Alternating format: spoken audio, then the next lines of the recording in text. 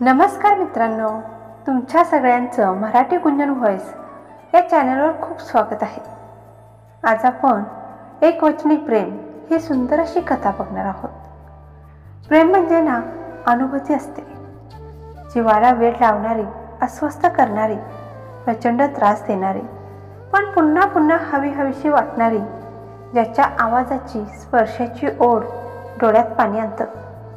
आज आपण अशीच एक सुंदर कथा बघणार आहोत। मिडल क्लास फॅमिलीमधून एक मुलगी असते, दिसायला खूप सुंदर असते। कोणीही तिला पाहिलं तर सगळ्यांना हवी हवीशी ती वाटायची। तिचं एका मुलग्यावर जीवापाड प्रेम होतं। तो खूप श्रीमंत मुलगा होता। दोघे पण एकमेकांवर जीवापाड प्रेम करत होते।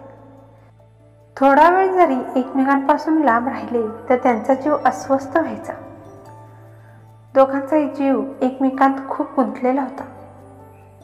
एक दिवस तिची आई त्या दोघांना सुद्धा एकत्र पाहते आणि त्या दोघांना सुद्धा बोलावते आणि समजून सांगण्याचा प्रयत्न करते की तू मोठ्या घरातला आहेस आणि आम्ही मिडल क्लास आहोत। तुम्ही दोघांनी जर लग्न करायचे ठरवलात तर आपल्या दोघांच्याही घरच्यांची अब्रू वेशीला टांगेल।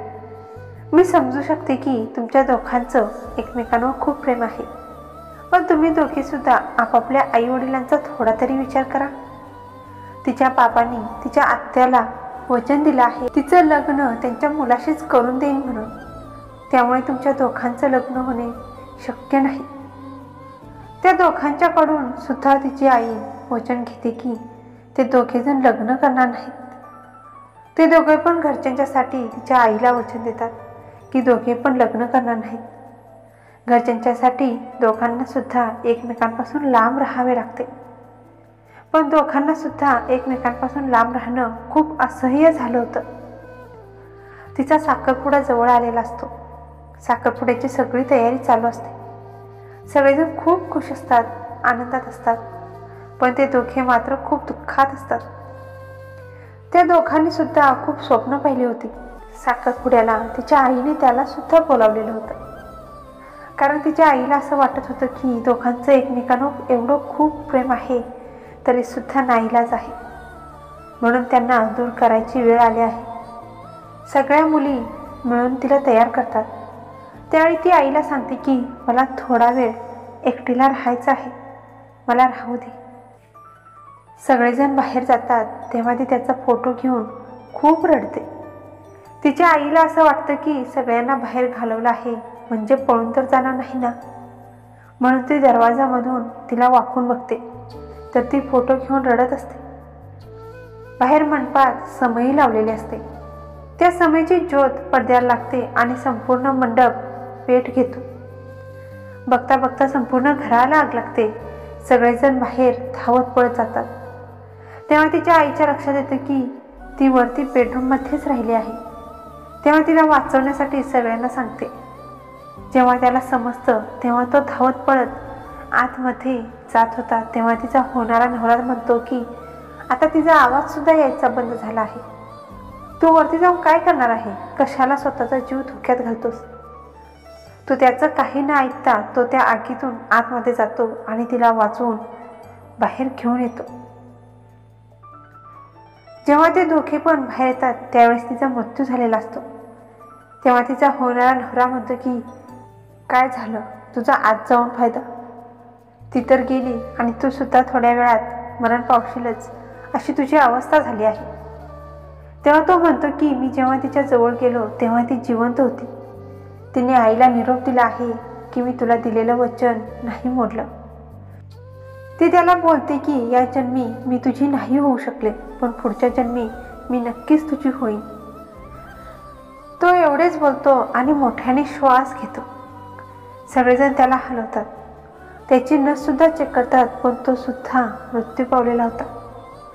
दोघे पण तिच्या आईला दिलेलं वचन मोडत नाहीत, पण स्वतःचा जीव मात्र गमावतात।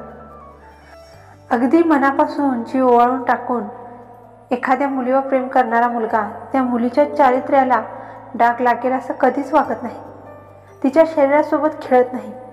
अशा खूप लव्ह स्टोऱ्या पाहिल्या आहेत।